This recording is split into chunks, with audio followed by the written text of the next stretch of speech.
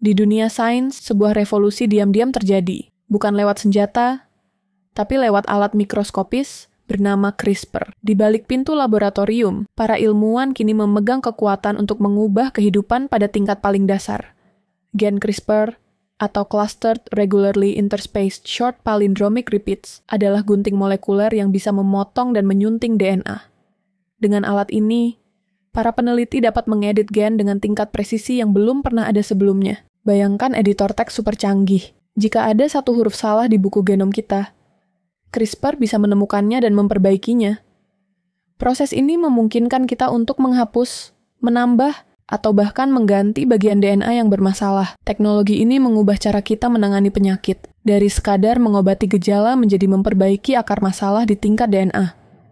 Penyakit genetik yang dulu dianggap tersembuhkan, kini mulai bisa diatasi dari sumbernya. Dengan presisi tinggi, CRISPR membuka peluang pengobatan yang sebelumnya mustahil. Bahkan, terapi gen kini menjadi harapan baru bagi jutaan orang di seluruh dunia. Namun, kekuatan besar ini juga membawa pertanyaan etis. Siapa yang berhak menentukan gen mana yang boleh diubah? Apakah kita siap menghadapi konsekuensi dari perubahan genetik pada manusia?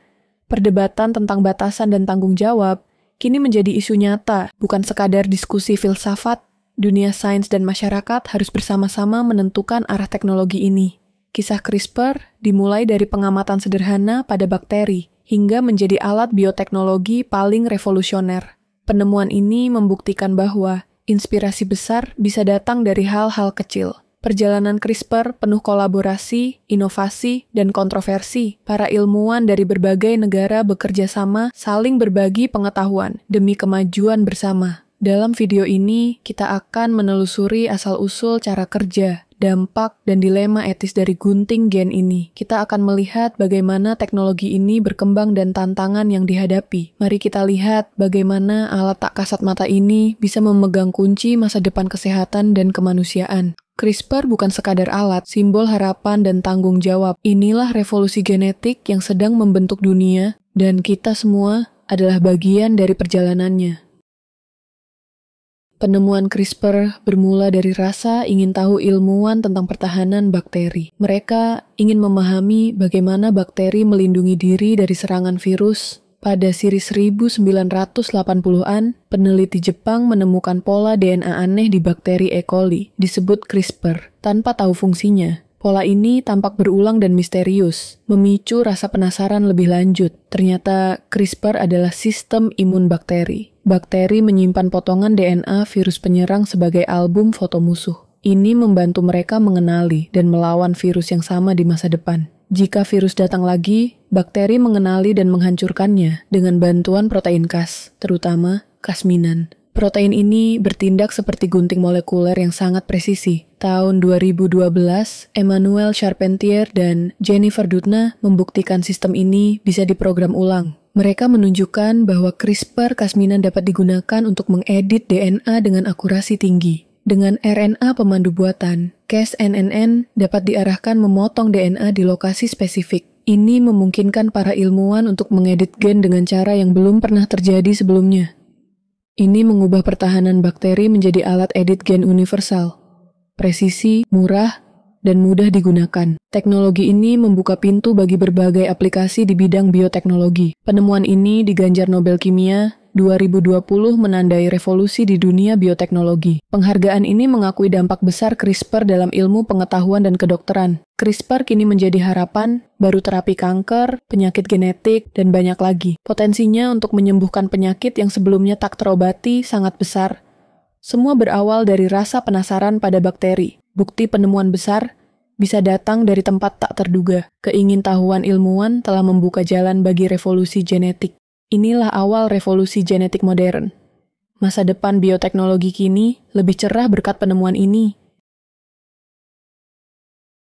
Cara kerja CRISPR-Cas9 bisa diibaratkan seperti GPS di mobil yang menuntun kita ke alamat tujuan dengan sangat presisi. Teknologi ini merevolusi cara kita memahami dan memodifikasi gen. RNA pemandu atau gRNA berfungsi sebagai penunjuk arah yang membawa Cas9 ke lokasi spesifik di dalam DNA. Cas9 sendiri adalah gunting molekuler yang akan memotong DNA tepat di titik yang diinginkan. Ilmuwan merancang gRNA secara khusus untuk menargetkan gen tertentu, misalnya gen yang menyebabkan penyakit genetik. Proses ini membutuhkan ketelitian tinggi agar hanya bagian yang diinginkan yang diedit. Setelah digabung, kompleks gRNA Cas9 dimasukkan ke dalam sel menggunakan berbagai metode, seperti mikroinjeksi atau elektroporasi, agar bisa bekerja di dalam inti sel. Di dalam sel, kompleks ini memindai seluruh genom, mencari urutan DNA yang cocok dengan gRNA. Proses pencarian ini sangat cepat dan efisien. Begitu target sel, Cas9 langsung memotong DNA di titik tersebut, menciptakan celah yang bisa dimanfaatkan untuk memperbaiki atau mengganti gen sel, lalu memperbaiki DNA yang terpotong. Disinilah ilmuwan bisa memperbaiki atau mengganti gen rusak dengan versi yang sehat, mencari, memotong, dan menulis ulang kode kehidupan dengan tingkat akurasi yang belum pernah ada sebelumnya. Revolusi genetik kini benar-benar ada di tangan kita, membuka masukan baru bagi kesehatan dan sains.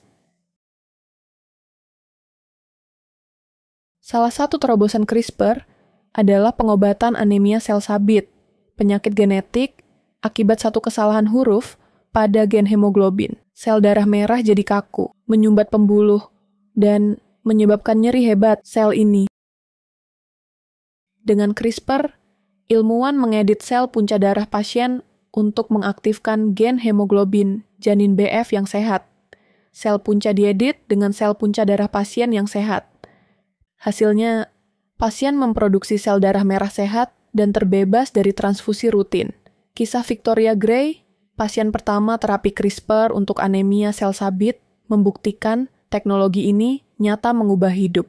Ia tak lagi mengalami krisis nyeri atau butuh transfusi. CRISPR bukan lagi teori, ini adalah terapi yang menyelamatkan nyawa. Masa depan pengobatan genetik telah dimulai. CRISPR juga membawa harapan bagi penderita beta-thalassemia, kelainan darah genetik yang menyebabkan anemia parah. Pasien biasanya tergantung transfusi darah seumur hidup dengan risiko komplikasi serius.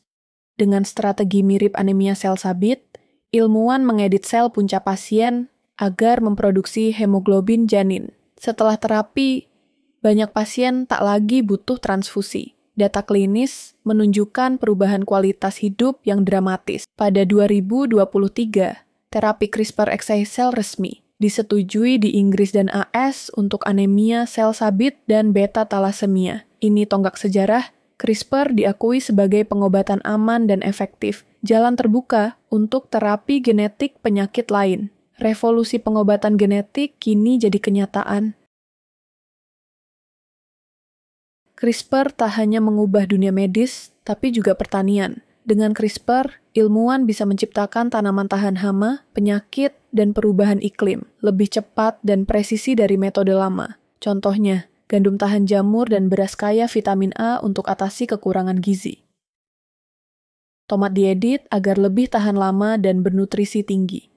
CRISPR memungkinkan peningkatan sifat tanaman tanpa memasukkan gen asing, mengurangi kontroversi GMO. Tanaman bisa disesuaikan untuk bertahan di tanah kering, salinitas tinggi, atau suhu ekstrem. Ini strategi bertahan hidup menghadapi krisis pangan global. Pertanian masa depan akan lebih produktif, bergizi, dan ramah lingkungan. CRISPR adalah kunci ketahanan pangan dunia. Di balik harapan CRISPR, muncul kontroversi. Bayi designer berarti mengedit gen embrio manusia. Bukan hanya untuk menyembuhkan, tapi juga memilih sifat seperti kecerdasan atau penampilan. Tahun 2018, ilmuwan Tiongkok He Jiankhuang mengumumkan kelahiran bayi hasil edit gen, menuai kecaman global. Penyuntingan gen pada embrio berarti perubahan diwariskan ke generasi berikutnya. Dampaknya tak terduga dan bisa permanen. Risiko etis, kesenjangan sosial, diskriminasi genetik, dan pertanyaan tentang makna kemanusiaan. Skandal ini jadi peringatan, CRISPR harus diatur ketat dan digunakan dengan tanggung jawab. Dunia kini menuntut regulasi global untuk mencegah penyalahgunaan. Masa depan manusia tak boleh dipertaruhkan demi eksperimen.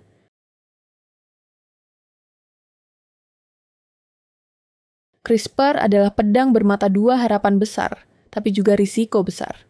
Ia bisa memberantas penyakit, tapi juga membuka peluang penyalahgunaan, seperti bayi desainer atau senjata biologis. Efek samping seperti pemotongan DNA di tempat salah juga jadi kekhawatiran. Setelah skandal He Jiankui, komunitas ilmiah menyerukan moratorium global untuk penyuntingan gen embrio. Dialog etis harus melibatkan ilmuwan, pembuat kebijakan, dan masyarakat luas. Regulasi harus fleksibel untuk inovasi, tapi cukup ketat untuk mencegah bahaya. Masa depan manusia. CRISPR tak hanya ditentukan laboratorium, tapi oleh keputusan bersama kita semua. Kita harus memastikan teknologi ini digunakan untuk kebaikan, bukan perpecahan.